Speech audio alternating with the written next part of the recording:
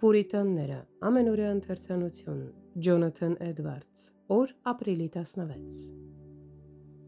Իժերի ծնունդներ, դուք ինչպես կարող եք բարի խոսել, երբ չար եք, որովհետև բերանը սրտի լիությունից է խոսում։ Մատթեոս 12:34 խոսք։ Այն, որ մարդիկ հակված են առատորեն խոսելու հոգևոր բաների մասին, կարող է բխել թե բարի և թե չար պատճառներից։ Դա կարող է լինել այն պատճառով, որ նրանց սրտերը լի են սուրբ զգացմունքներով, և կարող է նաև լինել, որ նրանց սրտերը լցված են կրոնական զգացմունքներով, որոնք սակայն սուրբ չեն, քանզի սրտի առատությունից է, որ բերանը խոսում է։ Ինչպիսին էլ որ լինի զգացմունքի բնույթը և ինչի վրա էլ որ ուղղված լինի, եթե դրանք ուժեղ են, մարդուն մղում են շատ խոսելու այն մասին, ինչով նա լցված է,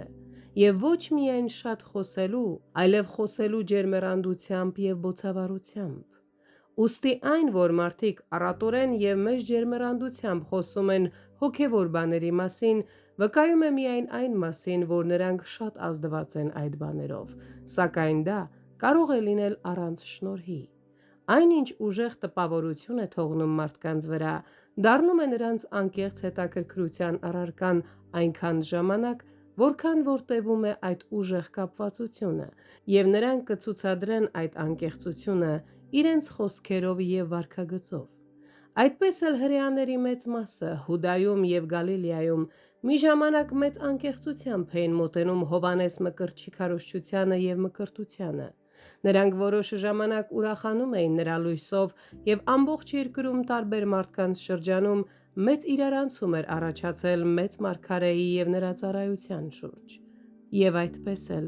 ամբոխահաճախ մեծ լրջություն և խորը հետաքրքրություն էր ցուցաբերում Քրիստոսի արտաքին տեսքի, նրա քարոզչությանը և հրաշքների վերաբերող ամեն ինչի նկատմամբ։